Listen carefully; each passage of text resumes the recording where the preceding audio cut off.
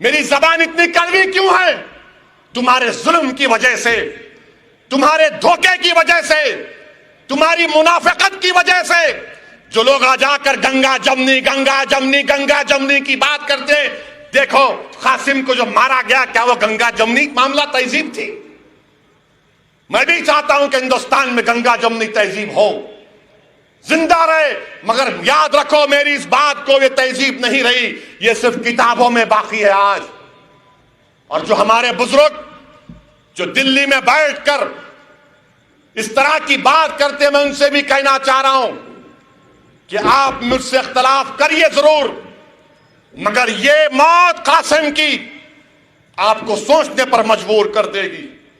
میرے بھائی، اتر پردیش میں قاسم کو مار دیے، اور پھر کیا کیے؟ وہ سمیع الدین جو 65 سال کا بوڑھا تھا، اس کے سر پہ 3 گومڑے، ہاتھ کٹ گیا، یہ ہتھیلی کٹ گئی، یہ ہاتھ کٹ گیا۔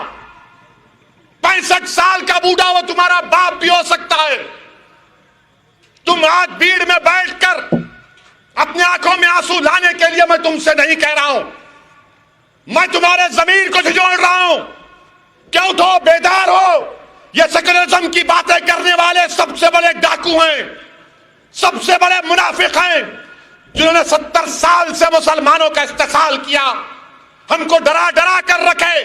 آج مجلس تمہارے درمیان میں آ کر کہہ رہی ہے کہ سیکولرزم کو اگر زندہ رکھنا ہے تو اپنے حق کے لیے لڑو، ایک سیاسی طاقت بنو، اپنے امیدواروں کو کامیاب کرو۔ ڈرنے اور گھبرانے کی بات نہیں ہے، بلکہ اگر مسلمان سیاسی طور پر مضبوط ہوگا، ہندوستان کی جمہوریت مضبوط ہوگی، ہندوستان کا سیکولرزم مضبوط ہوگا، رول آف لا مضبوط ہوگا۔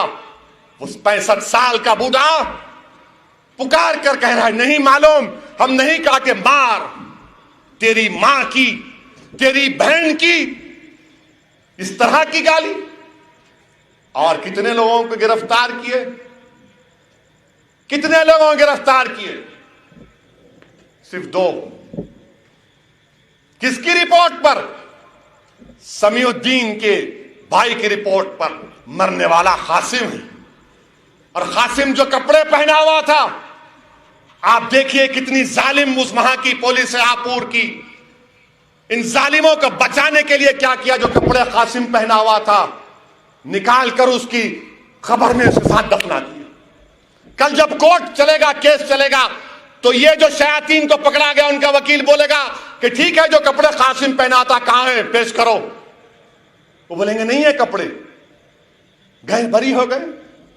میرے بھائی، اس طرح سے حرکتیں کی جا رہی ہیں۔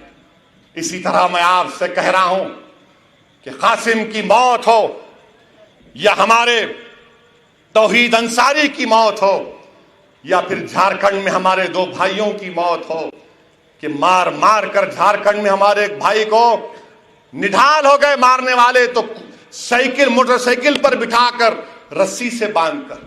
ہندوستان کے وزیر اعظم، یہ آپ کے دور میں ہو رہا ہے، جہاں جہاں آپ کی سرکار ہے وہاں پر ہو رہا ہے، جہاں جہاں آپ کی سرکار ہے وہاں پر دلتوں پر، مسلمانوں پر ظلم ہو رہا ہے۔ بتاؤ، ہندوستان کے وزیر اعظم کا یہ سب کا ساتھ، سب کا وکاس ہے؟ میرے عزیز دوستو، بزرگوں، جب میں قاسم کی جو نظارے دیکھا تو اللہ سے دعا کرا، یا اللہ تجھے ابو القاسم کا واسطہ بچا لے ہماری سرکار کی امت کو، اللہ تجھے ابو القاسم کا واسطہ۔ میرے بھائی، میں یہ واقعات اس لیے کہہ رہا ہوں کہ اپنے حوصلوں کو بلند رکھو، ہمت کو بلند رکھو، ڈرنے اور گھبرانے کی ضرورت نہیں ہے۔ اللہ قرآن میں فرما رہا ہے، سورہ بقرہ میں فرما رہا ہے کہ تم ہی غالب ہو گئے۔ اللہ فرما رہا ہے کہ نہ ڈرو، نہ سستی کرو، تم ہی غالب ہو گئے اگر تم ایمان والے ہو۔ کہ ظالم ظلم کرنے والوں کو ہم بتا رہیں گے کہ تم ہم کو قاسم بنا دو، تم ہم کو جنید بنا دو، تم ہم کو پیلو خان بنا دو، تم ہم کو علیم الدین انصاری بنا دو، تم ہماری بہنوں کو عزت جہاں بنا دو، مگر یاد رکھو دین اسلام کو ہم نہیں چھوڑنے والے۔ ہندوستان میرا ہے، یہ سرزمین میری ہے، میں یہاں پر پیدا ہوا اور اسی سرزمین میں جاؤں گا، میں زندہ رہوں گا۔ تو تمہارے ظلم کے خلاف آواز اٹھاؤں گا. میں زندہ جب تک رہوں گا اللہ کے کرم سے تم سے پنجہ آزمائی کرتے رہوں گا. میں جب تک زندہ رہوں گا مجاہد کی طرح رہوں گا, اور اللہ نے موت لکھی تو اللہ مجھے شہادت کی موت دے. کیونکہ یاد رکھو بھیڑ کے غیور نوجوانوں, یاد رکھو, تھالیاں مارنے کے لیے نہیں کہہ رہا ہوں.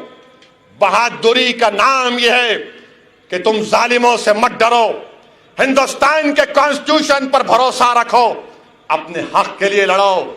غیور نوجوانوں سنو میرے پیغام کو. فرعون کو بھی ظالم تھا, نمرود کو بھی ظالم تھا, مگر اللہ نے فرعون کو اسی پانی میں ڈبو دیا.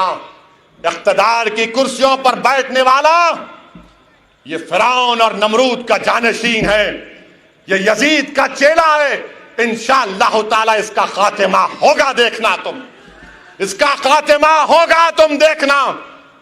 اور اللہ قرآن میں فرما رہا ہے کہ ظالموں کا ساتھ مت دو, ظالموں کا ساتھ مت دو. اور پھر